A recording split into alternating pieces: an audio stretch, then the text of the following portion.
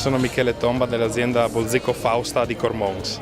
Per quanto riguarda il Collio, Cormons è considerato nella parte centrale del Collio.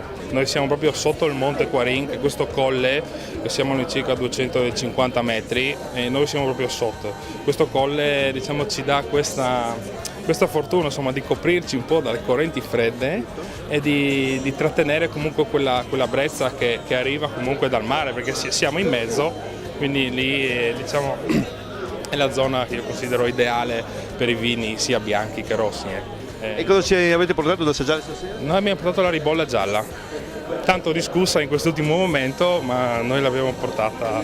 La ribolla è un classico, ma anche un vino, come dire, che ha molte prospettive di crescita, no? Sì, indubbiamente è il marchio di fabbrica, uno dei marchi di fabbrica del Collio, indubbiamente.